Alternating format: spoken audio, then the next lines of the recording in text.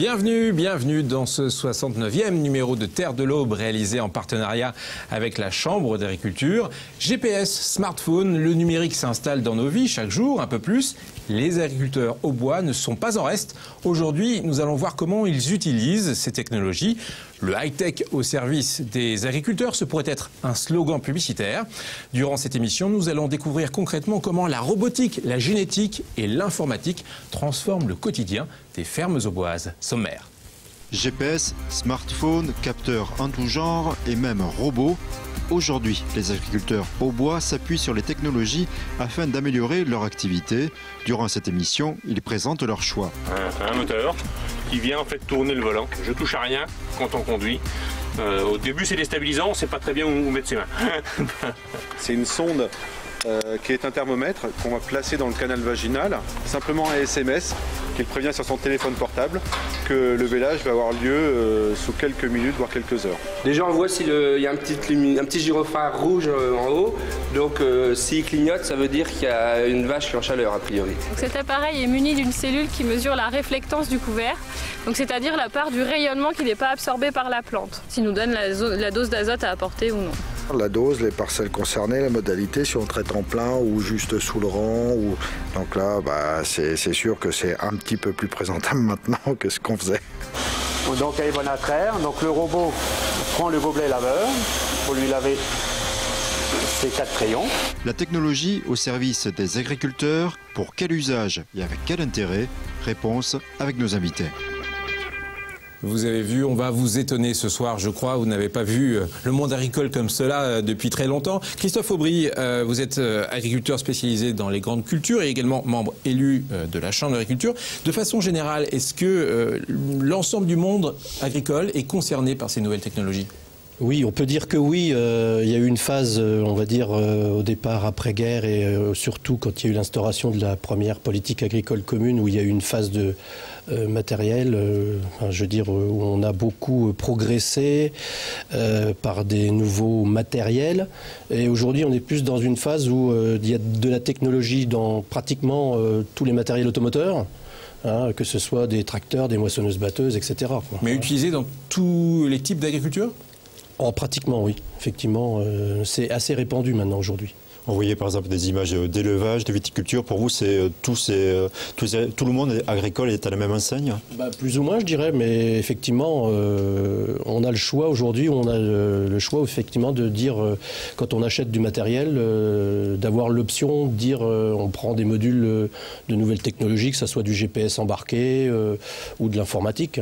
Voilà, vous parlez d'informatique. Est-ce que c'est uniquement le matériel agricole qui est concerné ou bien c'est aussi du conseil? Je ne sais pas, j'ai entendu parler de génétique, de molécules, etc. Finalement, il y a des niveaux de recherche assez élevés parfois. C'est vrai que c'est très varié. Effectivement, là, aujourd'hui, on a des applications, mais je pense qu'on n'est pas au bout. On aura de nouvelles applications demain. Et puis, je ne peux pas vous dire jusqu'où ça va aller, effectivement. Ah, vous n'êtes pas médium? Non. Bon, on va essayer de concrètement montrer un petit peu ce que sont les nouvelles technologies dans le monde agricole. On va parler du GPS, par exemple. Alors, c'est très courant maintenant. Tout le monde a son GPS, entre guillemets, dans sa voiture. Mais il est aussi utilisé pour les tracteurs. Il fait quoi le GPS dans le tracteur? Il cherche le chemin dans les champs? Oui, il indique la bonne direction. Ça, c'est sûr, c'est le principe du GPS, mais il va bien au-delà. Et il va bien au-delà que les GPS que vous utilisez peut-être vous et moi-même et ceux qui nous regardent. Et en fait, cependant, il est plus évolué que celui qui est vendu dans le commerce, en tout cas pour vous et moi, puisqu'il permet de voir, d'aller très précisément dans les parcelles. Et je propose, plutôt que d'expliquer, de voir un exemple en image. C'est ce qu'on appelle l'agriculture de précision qui utilise le GPS. Bertrand est fier de la qualité de son sol. Si les araignées servent d'insecticides, les vers de terre, eux, favorisent la vie de ces cultures. C'est cette petite faune qui travaille le sol pour moi en fait. C'est plein de galeries de vers de terre. L'avantage pour la plante, c'est qu'elle va descendre ses racines très profondément et aller chercher l'eau là où l'eau est descendue ce matin. Cette coopération avec le sol est rendue possible grâce à l'agriculture de précision. Semences, traitements, collecte, seules de fines bandes de la parcelle subissent ces transformations, évitant ainsi de perturber la biodiversité de ces terres. Au mois de janvier, on a passé un strip-till, c'est-à-dire un outil à dents, avec 6 dents, qui n'a travaillé que ces bandes-là. Et ensuite, au mois d'avril, on est venu ressemer exactement à ce même endroit, en mettant la semence et un engrais que bien évidemment on ne voit pas. Ce sont des technologies qui nous permettent de passer des machines de façon très précise à 2,5 cm près d'un passage sur l'autre. Entre le semis et le premier traitement, il s'écoule parfois des mois. Afin de repasser exactement au même endroit, Bertrand confie son tracteur au GPS. Et elle pilote un moteur qui vient en fait tourner le volant. Et c'est quand on travaille, c'est le système qui conduit. C'est pas moi. Je touche à rien quand on conduit. Au début c'est déstabilisant, on ne sait pas très bien où mettre ses mains. Le signal du GPS grand public est insuffisant, d'où l'abonnement à des signaux de réajustement. Alors la correction, c'est une balise qui est à l'autre côté du village de Pinay. C'est-à-dire qu'une correction qui nous arrive par radio, et là on est à une correction à 2 cm près. Même avec un coût annoncé de 50 000 €, ce type d'équipement est rapidement amorti. On est à moins de 20 litres de fuel hectare dépensé entre la sortie de la moissonneuse qui a récolté le blé et l'entrée de la moissonneuse qui récoltera le maïs. D'habitude, je pense qu'on est plus près des 60 ou 80. Avec Bertrand, au sein d'un regroupement de moyens, 5 autres agriculteurs ont craqué et investi eux aussi dans l'agriculture de précision. Le tracteur qui se conduit tout seul, c'est quand même assez extraordinaire. Perrine Truchon, vous êtes responsable technique lait chez Alizé. Alors pour utiliser des solutions high-tech comme on vient de le voir, il faut forcément de la recherche, du développement. Qui réalise ces solutions high-tech? Ce sont des petites PME, des instituts de recherche, des grands groupes? Mais en fait, les deux, il y a aussi bien des instituts de recherche que des petites PME, voire des firmes privées qui font leurs propres recherches. Pour exemple, au sein d'Alizé, par exemple, en tant qu'acteur des réseaux France Conseil Élevage et puis Chambre d'agriculture, on participe à des projets d'expérimentation, de recherche au niveau local, régional, national et voire même européen pour certains programmes qui demandent un petit peu plus de financement, plus de données et donc qui demandent d'avoir plus un périmètre un peu plus large. C'est tout le monde agricole qui se met en effervescence pour réaliser ces nouvelles technologies. Laurent Gillet, vous êtes président du directoire de l'Union Auboise. Est-ce que vous pouvez nous donner des exemples de nouvelles technologies utilisées dans le monde du champagne ? Dans le monde du champagne, il réagit comme l'ensemble du monde économique. Il a intégré les outils que vous et moi avons dans la poche, ou les GPS qu'on évoquait tout de suite. Mais pour autant, il n'y a pas d'évolution majeure ces dernières années. La mécanisation d'un certain nombre de tâches dans le champagne a déjà, dans l'élaboration du vin de champagne, je ne parle pas de ce qui se passe dans les vignes, mais plus dans le process cave, cellier, cuverie, est déjà entamé depuis plusieurs décennies, au moins 40 ans. Mais ces outils de précision comme le GPS, est-ce qu'ils ont une utilité? Est-ce que vous utilisez Alors, il y a dans la viticulture, oui, puisque effectivement il y a aussi une viticulture de précision, il y a aussi ce type d'éléments. Les plantations, par exemple, sont souvent guidées avec des systèmes satellitaires, mais dans l'élaboration du vin plus tard dans la chaîne, on n'a pas forcément l'utilisation de ces éléments-là. Mais bien sûr, nous avons de l'informatique embarquée dans la plupart des matériels, et les travaux qui ont été ceux de la mécanisation, je dirais, du processus champenois, l'ont été pour soulager les hommes de travaux pénibles. Je pense notamment à tout ce qui était mise en caisse, mise en cave, reprise des bouteilles. Dans la notion de champagne, il y a ce qu'on appelle la manipulation au sens premier du terme, où on touchait très souvent la bouteille. Aujourd'hui, tous ces travaux sont faits, en tout cas à l'Union Auboise, mais dans d'autres organisations aussi, avec des robots qui embarquent bien sûr de l'informatique. Et nous avons d'ailleurs formé nos personnels, quand ils ont abandonné ces travaux pénibles, à piloter, à programmer ce type d'équipement. Donc on n'a pas réduit, je dirais, la masse salariale pour autant à ce niveau-là. Christophe Aubry, justement, là on parle de soulagement pour les tâches les plus difficiles. Est-ce pour autant que le métier est rendu plus facile ou pas? Parce que j'imagine avec toutes ces machines, il faut quand même savoir les régler. Il faut peut-être les régler plus souvent, je ne sais pas.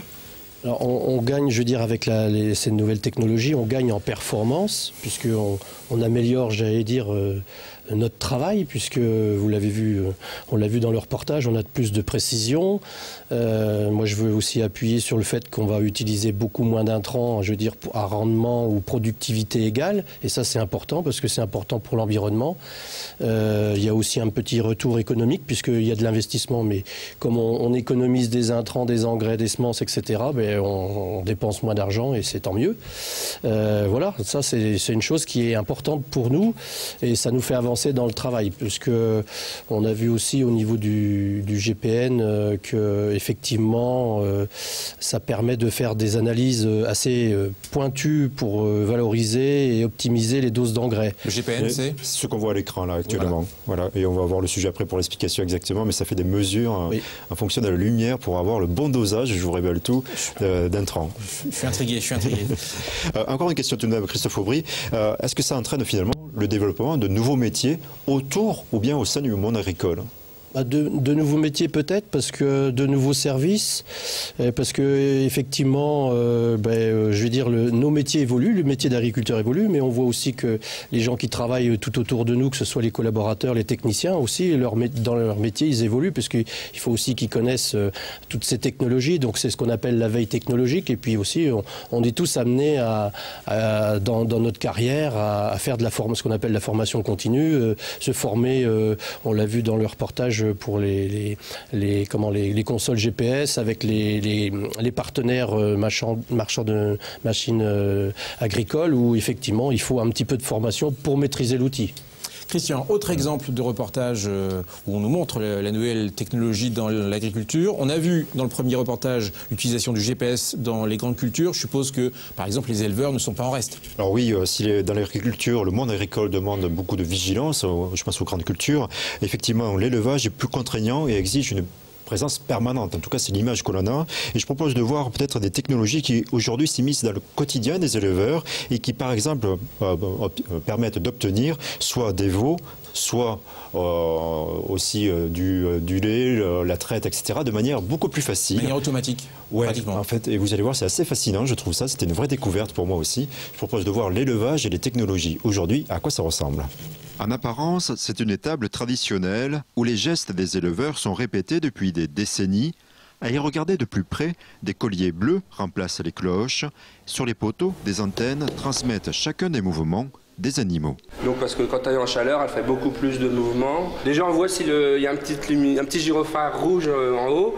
Donc s'il clignote, ça veut dire qu'il y a une vache qui est en chaleur a priori. Exemple, donc là c'est une vache qui a été, on voit bien, 3 fois en chaleur, en plus à intervalles réguliers. Là elle a été mise mais elle n'a pas pris. Et là elle a été remise il y a 6 jours, 6-7 jours. Grâce à cette technologie, Jacques peut optimiser l'insémination de ses vaches. Grâce au conseil de la SEGNA, ils choisissent ensemble les objectifs d'évolution du troupeau. Le lait est fixé génétiquement avec de la Gironde depuis maintenant plus de 30 ans de sélection. Donc maintenant, on veut, dirons-nous, avoir un troupeau durable. Les faire vieillir le plus longtemps possible. Une lactation et demie, voire 2, comme c'est la moyenne en France, c'est pas logique ni économiquement valable. Élever moins de génisses pour le renouvellement du troupeau et faire vieillir nos vaches. Accéléromètre et algorithme pour détecter les chaleurs, génétique pour la sélection, mais ce n'est pas tout. Dans les champs ou à l'étable, durant sa gestation, l'embryon est quant à lui surveillé grâce à des échographes de plus en plus légers. Éventuellement, j'ôte la bouse, mais là il n'y a pas de problème. Et en positionnant la sonde, apparaît à l'écran justement le squelette très écogène de l'embryon. Nous avons travaillé longtemps avec des années avec des appareils très très lourds, 15-20 kg, avec un câble électrique. C'était fastidieux, fatigant physiquement. C'est un grand progrès. En cas de problème de santé, des molécules à base de plantes, comme l'homéopathie chez l'homme, peuvent être prescrites. Inutile de surveiller la vache durant sa gestation. L'éleveur est prévenu dès qu'elle va mettre bas grâce à une sonde. C'est une sonde qui est un thermomètre qu'on va placer dans le canal vaginal et qui, au moment de l'expulsion, au moment de l'arrivée du veau, va prévenir l'éleveur que le vélage est enclenché. On passe d'un milieu chaud à un milieu extérieur un peu plus froid. Donc c'est uniquement la différence de température qui va prévenir l'éleveur de l'expulsion de la poche des os notamment. Simplement un SMS qu'il prévient sur son téléphone portable que le vélage va avoir lieu sous quelques minutes, voire quelques heures. À chaque époque, ces technologies, l'éleveur est plutôt ici satisfait d'être assisté dans la surveillance de phénomènes finalement naturels. Maintenant, j'utilise beaucoup moins d'hormones, j'en utilise quasiment plus. Et donc, rien que le fait d'observer et de voir nos animaux, on arrive à résoudre les problèmes sans ces remèdes-là. Je me suis installé en 1987, je pense que c'est mon meilleur investissement. À Montier-en-l'Île, Christophe est aussi heureux de son dernier investissement. À la tête de 65 vaches, fini pour lui l'élever à 6 heures pour la traite. Désormais, un robot s'occupe de tout. Voilà, la vache arrive, elle va être identifiée par son collier. Donc vous allez voir, elle va changer, voilà, 674, c'est son numéro. Donc elle est bonne à traire. Donc le robot prend le gobelet laveur pour lui laver ses 4 crayons. Donc voilà. Donc le robot est équipé d'une caméra et d'un laser. Heure de traite, fréquence, quantité de lait collecté, ces éléments permettent de surveiller l'état du troupeau qui s'est habitué à la présence de ce robot. Et une fois qu'elles connaissent bien le circuit, elles viennent d'elles-mêmes. Lorsqu'elles ont le pic est rempli, elles savent qu'il faut qu'elles viennent se faire traire. Bilan, le nombre moyen de traites s'élève à 2,7 par jour au lieu de 2. Christophe Noblot collecte donc plus de lait avec moins d'efforts. Franchement, incroyable. Perrine Truchon, vous êtes une professionnelle. Est-ce que vous pouviez imaginer un jour que la traite des vaches se ferait par un robot ? Je vais vous répondre qu'effectivement c'est impressionnant, sauf que moi, compte tenu de mon âge, je suis née un petit peu avec quand même l'ordinateur, les nouvelles technologies, et ça paraissait difficilement... C'était évident qu'un jour ou l'autre on arriverait à plus automatiser, robotiser peut-être pas à ce point-là, mais plus automatiser la traite pour que les éleveurs reprennent un petit peu des conditions de travail plus acceptables. Mais vous vous rendez compte qu'on tue l'image d'Épinal là, on est dans le 21e siècle quand même, hein ? Oui. Mais justement, quel est le but pour le 21e siècle de la technologie dans l'élevage? C'est quoi? Simplifier, comme on l'avait dit, le quotidien? C'est avoir plus de performance encore? Ou bien encore, qu'est-ce que j'avais noté, améliorer le confort des animaux? C'est aussi une voie? Le premier objectif de toutes ces technologies en élevage, c'est vraiment simplifier le travail des éleveurs. C'est se dire que l'élevage, malgré toutes les contraintes qu'il avait jusqu'à maintenant, les nouvelles technologies sont là pour faire accepter les conditions de vie, les conditions de travail, de plus obliger l'éleveur à être tout le temps présent, à avoir des travaux d'astreinte pénibles qui fatiguaient les éleveurs et qui pouvaient les inciter à arrêter l'élevage et à faire autre chose dans le monde agricole. Donc ça permet de garder des emplois des éleveurs et de simplifier leur travail au quotidien. C'est un vrai enjeu pour la filière élevage. L'enjeu aussi peut-être dans le monde du champagne, c'est toujours faire mieux et toujours bien. Par exemple, vous parliez des chaînes d'embouteillage. Ça existe depuis très longtemps. Aujourd'hui, avec les nouvelles technologies, au maximum, on peut atteindre quelle cadence? On peut aller jusqu'à 20 000, 30 000 bouteilles à l'heure pour les plus gros équipements. Nous avons un équipement qui tourne à 8 000 bouteilleurs. C'est un équipement moyen et qui est entièrement automatisé, qui se nettoie lui-même, etc. Mais c'est quelque chose de relativement basique par rapport à l'environnement dans lequel nous sommes. Et ce n'est pas pour autant que nous transigeons sur la qualité.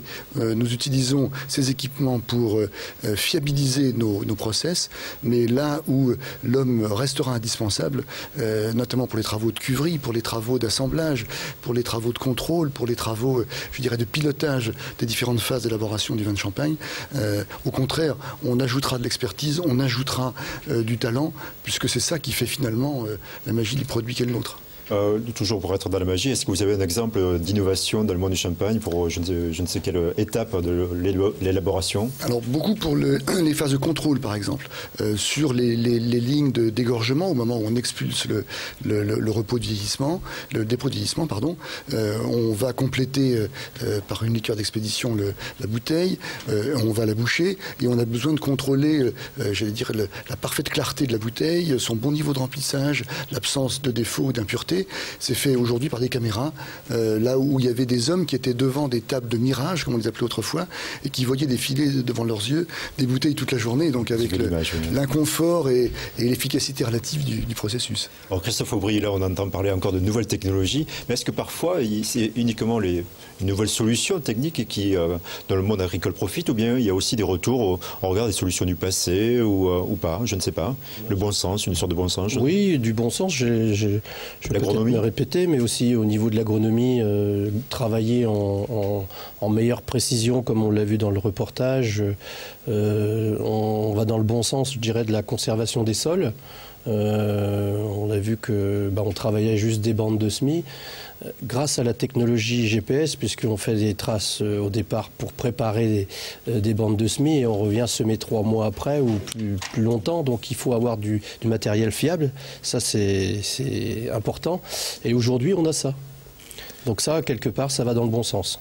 Christian, je suis encore marqué par le robot de traite. Franchement, je vais essayer de le voir d'une manière concrète un jour dans une ferme. Est-ce que vous avez d'autres solutions technologiques aussi étonnantes? Oui, alors grâce au conseil de la Chambre d'agriculture de l'Aube, je propose de découvrir d'autres outils plus ou moins communs, désolé, hein, mais notamment l'un d'entre eux délivre des recommandations en fonction de la couleur de la plante. Tenez-vous bien, on va voir l'explication. Prenons le sujet, ça mérite un sujet. Et un autre objet devenu commun, c'est le smartphone, et on va voir comment il est utilisé aujourd'hui dans les campagnes auboises. Les apparences sont trompeuses. Si Damien et son instrument de mesure ressemblent à un scientifique, il est bien agriculteur. Il prépare des mesures avant sa prochaine intervention dans la parcelle de blé. Eh ben moi, je me déplace au-dessus des rayons, à 80-90 cm de la végétation. Et la prise de mesure dure 50 secondes. La prise de mesure est terminée. Et donc, s'affiche sur l'écran un certain pourcentage. Et en fonction de ce pourcentage, il nous indique s'il faut apporter à nouveau de l'azote ou s'il y en a suffisamment. L'azote nourrit la plante et en général, le blé nécessite 3 apports. Ces mesures permettent de raisonner les quantités. L'Aube, en plus, on est en zone vulnérable par rapport à la pollution en nitrate. On a pas mal de points de captage, en fait, notamment pour les eaux de Paris. Donc, on est assez vigilant sur la qualité de l'eau. Et donc, oui, c'est plutôt important parce que ça va éviter de mettre trop d'azote qui va migrer vers les nappes phréatiques, en fait. Donc, particulièrement dans l'Aube et particulièrement parce qu'on a de grosses exigences quant à la qualité de l'eau. Damien reconnaît l'état de santé de ces parcelles de blé en un seul coup d'œil, via leur couleur. Cet appareil utilise le même principe. Cet appareil est muni d'une cellule qui mesure la réflectance du couvert, donc c'est-à-dire la part du rayonnement qui n'est pas absorbé par la plante. Et de cette réflectance, en fait, il juge de l'état de la nutrition de la plante. Donc on fait une première mesure dans une zone de référence où le blé est surfertilisé, donc il n'a pas de problème de nutrition azotée. Et ensuite, on refait une mesure dans les zones à tester. Donc, et là, par différence, il nous donne la dose d'azote à apporter ou non. Les agriculteurs doivent de plus en plus rendre compte de leur intervention avec précision. Il existe de multiples technologies afin d'y parvenir. Les photographies satellites qui permettent de mesurer pareil la couleur en fait, du couvert. Et puis il y a aussi les tracteurs en fait, certains tracteurs qui sont équipés en fait, directement d'une cellule qui mesure la réflectance et du coup la pulvérisation est ajustée instantanément. Résultat, une réduction des coûts pour l'agriculteur et des apports mesurés d'azote dans le sol. Éric Brault utilise lui aussi les technologies les plus récentes. À chaque intervention dans ses vignes ou ses grandes cultures, il emploie un objet devenu commun, un smartphone. La dose, les parcelles concernées, la modalité, si on traite en plein ou juste sous le rang, ou si on fait qu'une partie de parcelle, ou si on la fait complète, et la date d'intervention, la personne qui l'a fait. Et auparavant, vous utilisiez quoi? Le papier. Vous l'avez sur vous? Oh oui, je l'ai ramené pour l'occasion. C'est à peu près la même taille, mais c'est quand même moins pratique parce que ça téléphone pas. Donc on notait, voilà. Donc là, bah, c'est sûr que c'est un petit peu plus présentable maintenant que ce qu'on faisait. Plus présentable et plus pratique aussi, ce logiciel se nomme Mes Parcelles. Il propose de nouveaux services. On a un outil qui nous permet de tester les mélanges, qui nous dit s'il n'y a aucun souci ou alors si c'est interdit. Et à partir de là, il n'y a pas d'erreur. Grande culture ou champagne, toutes les informations consacrées à ces cultures, Éric les rassemble sur cet ordinateur. Du coup, les déclarations administratives sont simplifiées. Il fallait monter à 3, fallait faire la queue, fallait remplir quand il y avait un souci, ou sinon il fallait remplir le dossier, on va dire entre 1 heure et 3 heures en fonction du nombre de parcelles. Aujourd'hui, si tout est prêt, 3 minutes. La solution Mes Parcelles est modulaire. Éric attend avec impatience de pouvoir gérer sa cave avec le même logiciel. Christophe Aubry, on le voit, il y a plein de solutions. Est-ce qu'il y a en face les formations et qui forme, comment ça se passe? Est-ce qu'aujourd'hui le temps de formation est très important? Ah oui, c'est important parce que bon, du matériel avec une technologie très pointue, je veux dire, ça s'apprivoise.